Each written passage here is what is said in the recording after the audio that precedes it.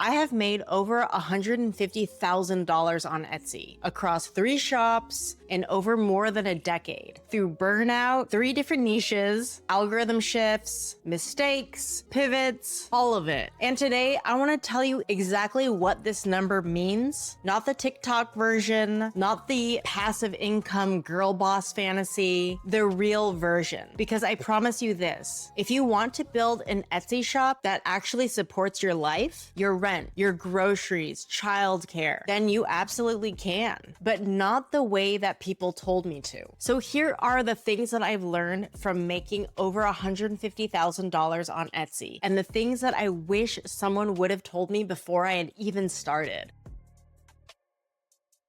When I started my first Etsy shop, I had no plan. I had just graduated with an art degree, and the job market was still hungover from the 2009 financial crash. I was working a marketing job that I absolutely hated, but I did learn SEO, content strategy, copywriting, and how to build a website. So one day, a friend who was studying neuroscience asked me to make some brain art of a brown rat brain because that was the animal that she was working with in her research. And after I made that artwork, I made the human brain prints. And then at that time, I decided that I wanted to start an Etsy shop to sell my brain art. And more people liked those. And accidentally, I stumbled upon a niche, and it was a good one. I was able to create a series based on it. I was able to create a best-selling bundle, and I was lucky, but luck is not a business strategy. So here's the part that people don't tell you. You don't have to build a shop around money alone, but you do have to build a strategy around what the market already wants. Your passion absolutely matters, but the intersection of passion and what the demand is what actually builds a business.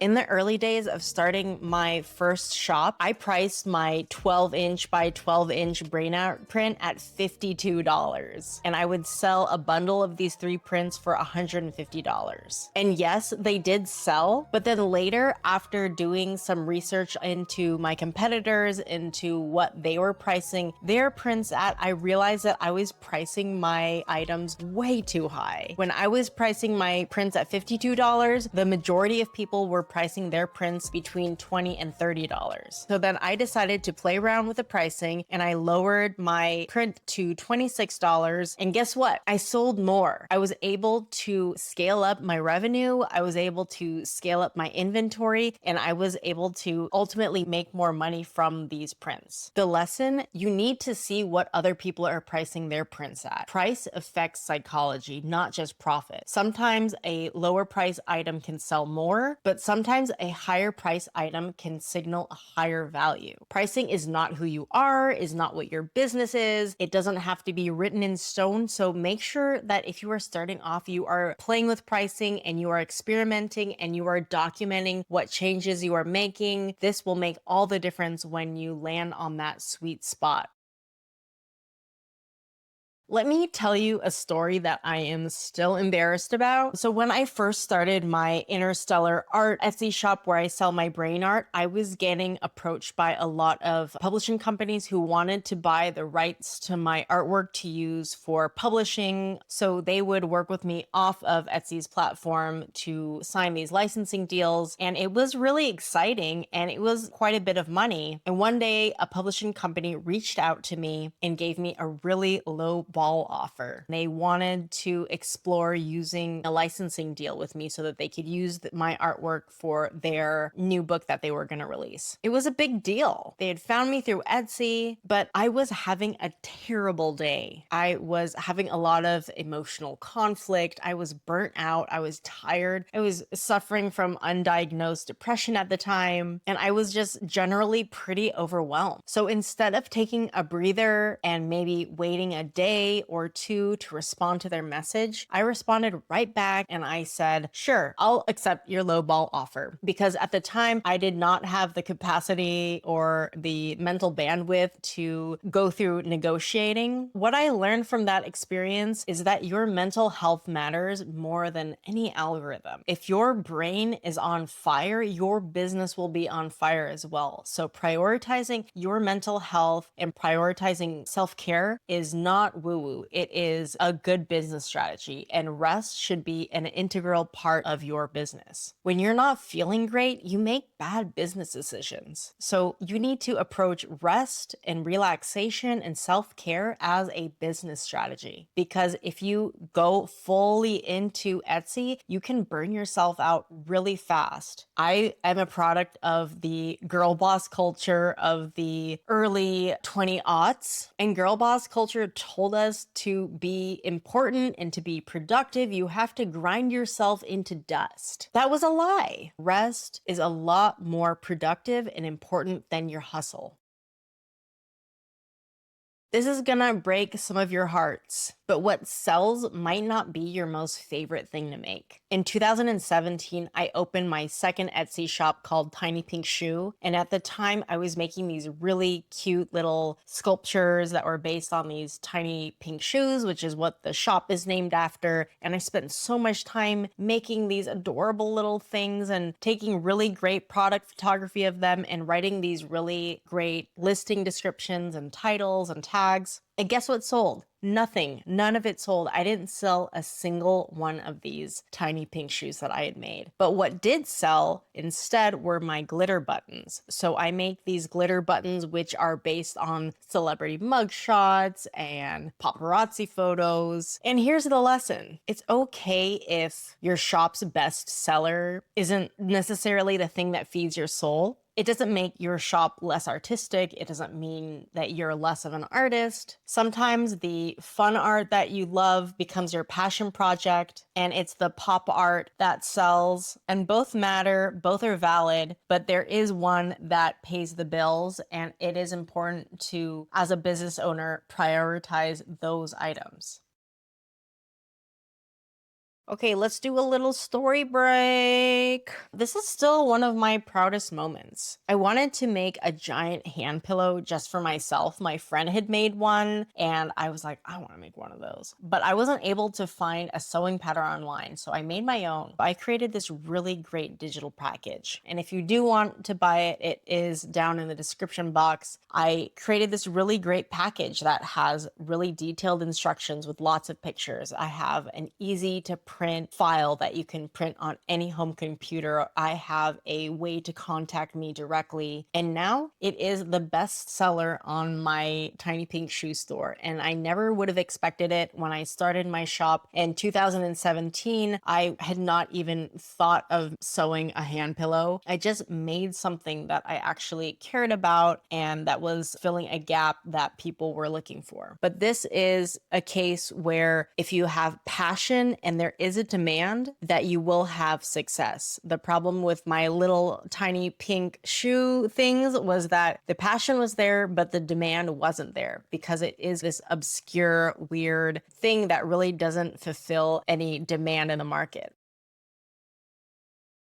In 2022, I bought into the passive income dream. I was pregnant with my second child. I was overwhelmed, and I was thinking that I needed to build something, some sort of store that had a system where I could consistently make money so that I wouldn't have to worry about inventory or shipping things or dealing with a lot of customer messages and returns and that sort of thing. Based on my research, the niche that would be the most profitable for me would be making resume templates for nurses. So this was my niche. And I thought that I would be filling this huge gap in the market and that I would get this flood of orders and that it would be easy breezy and I would have my baby and there would be this system set up that was already making money. And I did all the right things. I built 12 different designs. I made a freebie. I made a website. I created an email funnel. I did all the Pinterest marketing. I ran ads, but ultimately it was a flop. It did not sell well. And guess how much it made this year? 12 months. Here we are in December of 2025. In 1 year, I made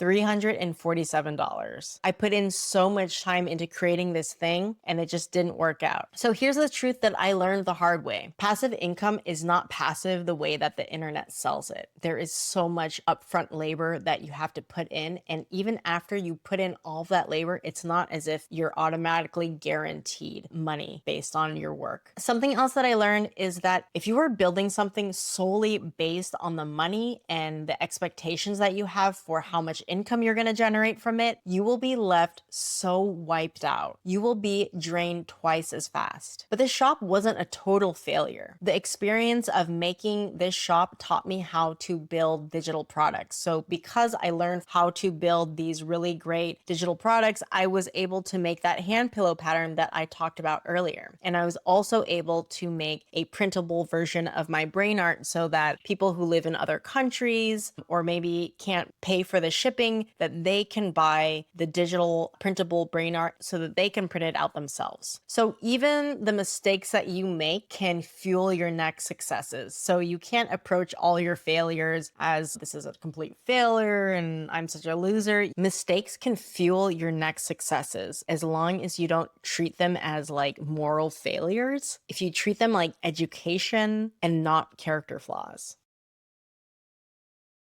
Saturation, algorithm changes, AI ranking systems, these are all new things that are coming into play in 2026 Etsy. In the early days, 2014, 2017, when I was selling, Etsy search alone was really good enough. But Etsy today, it's a different planet entirely. There are so many businesses on Etsy that use print on demand as their business model. Drop shipping is everywhere. So a lot of handmade artists just can't compete with a $20 t-shirt that a print-on-demand service is offering. In 2022, my shop was still recovering from the COVID-19 pandemic, and I needed to do something else to drive traffic to my Etsy shop. So that was the year that I really learned how to do Pinterest marketing, and it ended up having a huge impact on my business. So by learning this new skill, I was able to drive this whole new source of traffic to my Etsy shop. And now in 2025, I'm going all in on YouTube, and I'm planning on integrating e-commerce capabilities into my website because you cannot build a stable business on rented land. And I go over this a little bit more in this video here about techno-feudalism and understanding where we are as artists and creators,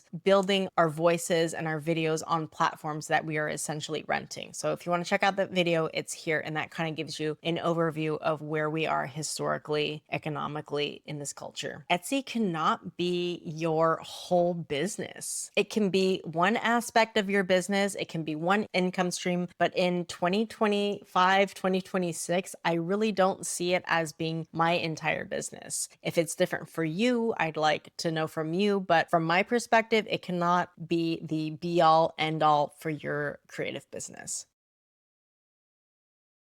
This is the biggest lesson, I think. The real takeaway. Your passion alone will not pay your bills. But at the same time, profit itself will not sustain your soul. The sweet spot for business owners working in a creative space is that intersection where your creativity and the market meet. Interstellar art was the niche that I stumbled upon with sheer luck. Tiny Pink Shoe was the niche that I refined. Good Luck Templates was the niche that I forced. And the only one that truly burnt me out and just crushed my soul was the one that I built just for money. So the Good Luck Templates one. That's why it's important to find that balance between what you actually are passionate about and what will make you money. This is why your art matters. This is why your voice matters. But so does understanding demand, marketing, and business strategy. You need both. Okay, so I've made over 150K on Etsy over 10 years. If you break that down by year, it's actually not a lot